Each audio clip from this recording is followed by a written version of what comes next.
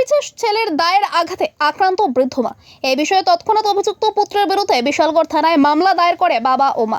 ঘটনা কলকলিয়া এলাকায়। অভিযুক্ত ছেলের নাম বিকাশ দেবনাথ। সাংসারিক ঝামেলা নিয়ে মঙ্গলবার সন্ধ্যা রাতে মা কানন দেবনাথের ওপর দাঁতে আঘাত করে অভিযুক্ত ছেলে বিকাশ। তাতে গুরুতরভাবে জখম হন বৃদ্ধা মা। পরবর্তীতে কুলাঙ্গার ছেলের বিরুদ্ধে থানায় মামলা করতে বাধ্য হন আক্রান্ত বৃদ্ধ মা বাবা। আপনার কি হয়? আপনার আমার ছেলে ওই আপনার ছেলে না? হ্যাঁ মারছে তার নাম কি? আনন্দ না কি আনন্দ না আর আপনার ইয়ের নাম? আর ফুলানা আপনি- আনন্দ না কানন দেবনাথ না? হ্যাঁ মারতে যাওয়ার নাম হলো বিকাশ দেবনাথ আপনার ছেলে, আপনার নাম কি? সমেন্দ্র দেবনাথ। শোভেন্দ্র দেবনাথ। হ্যাঁ থানাতে জানাইছেন? হ্যাঁ জানিস। পুলিশ যাইব তো না? হ্যাঁ তারা আর কইছি আমার নাতি দুইটা বাড়িতে আছে দিলে বাঁচান। আচ্ছা, প্রায় সময় মারধর করে নাকি?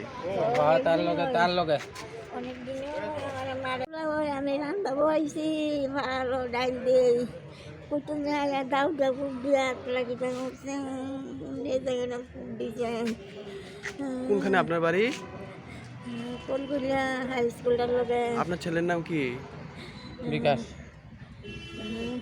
আপনার ছেলের নাম কি? বিকাশ দেবনাথ। থানাতে জানাইছেন? হ্যাঁ আর